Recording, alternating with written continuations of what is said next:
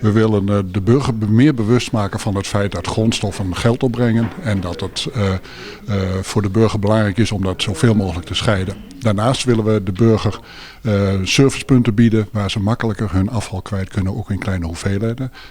Daarmee zorgen dat het niet in de grijze container komt.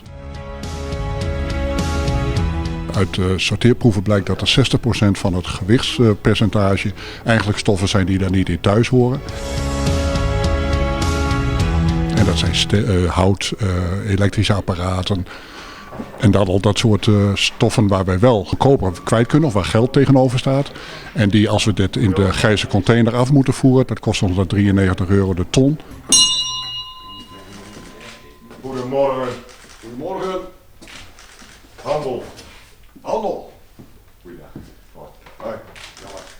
Je kan wat inleveren. Ik heb van alles wat. Mooi. Batterijen, papier, blik. Hartstikke mooi. Kleding.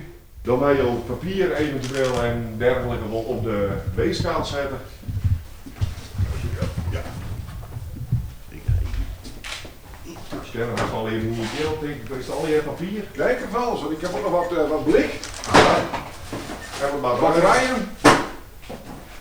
In eerste instantie kost het nu de gemeente geld. Wij doen er wat bij. We willen ook de burgers stimuleren om na te denken over die grondstoffen en de prijzen. We hebben het eerst ingezet op €1, maar dat gaan we niet helemaal redden tot aan het eind van de proef. Dus we zullen dat per grondstof zo meteen bij moeten gaan stellen.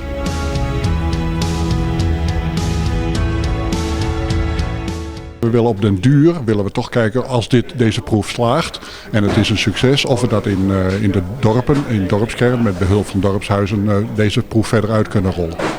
We pakken hier 2 dingen tegelijk, het milieu en de serviceverlening. En dan in de eerste instantie doet de gemeente daar ter stimulering een beetje geld bij. En op de duur willen we kijken of het zich helemaal kostendekkend kan bedruipen. Het is heel gevaarlijk om nu te zeggen van ja, dan gaat de afvalstoffenheffing naar beneden.